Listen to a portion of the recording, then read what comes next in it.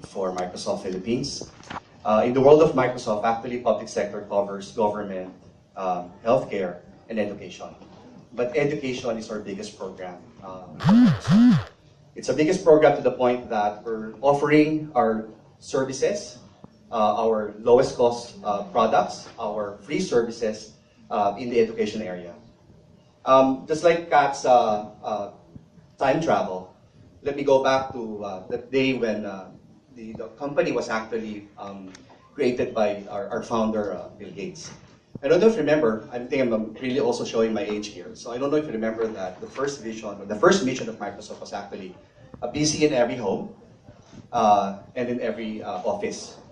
So that vision actually is already a reality. It's been a reality for the longest time. And it was actually education that drove that reality to fulfillment. And even for me, looking at the issues we have right now with regards to our skills gap, our in terms of what's coming out from the universities and what are the requirements of private sector. For me, my biggest influence was when I was studying. I had a teacher who actually introduced me to a machine, and I was actually using Windows Office and Windows and Office during that time. So, but the reality on the ground right now is that technology is not just really related to those who are taking in IT careers. It's actually related in everything we do. So, this is our new mission, and this is the mission of our new CEO, Satya Nadella. And I think you will see that the relevance of those two missions and how it has actually evolved. Our mission is to empower every person and every organization on the planet to achieve more. The intention really here is to talk about empowerment and achievement. It's related to education. It's really trying to empower the teachers and the students to achieve more, to be better, on how they can really have a better career in the future. But the reality on the ground, like what Kat also discussed a while ago, is that this is where we are right now. We are now in what we call in the Microsoft lingo, a mobile-first, cloud-first world.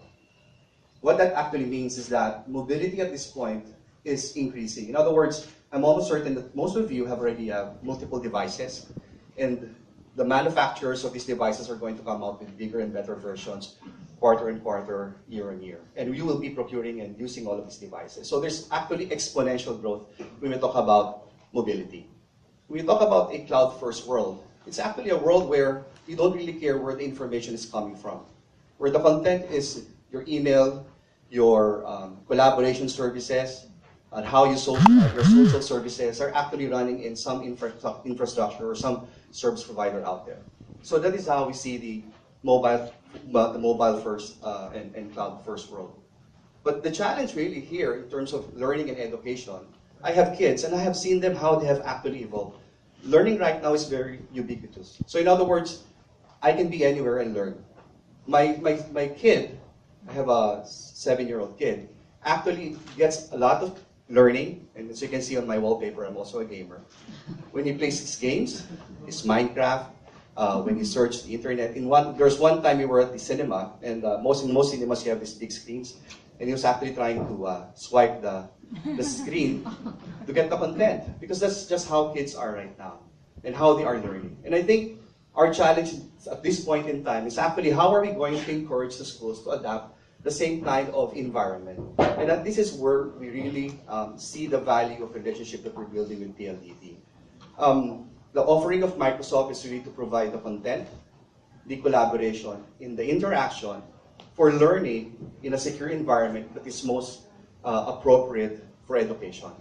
So it's not just really a matter, because I've also seen some schools where the direction that they have taken is just really doing technology for the sake of technology. They have procured devices, they have procured tablets, connectivity, etc. Only to say that we are now high-tech. Our school is now leaping forward, and we are at par with whatever learnings, etc. that is being offered outside of the Philippines. But the challenge really, at the end of the day, technology is not the goal. The goal is to provide an environment where the students can learn in collaboration with the teachers. Teachers are not the ones that we are used to, that are sitting in front of us and driving the information.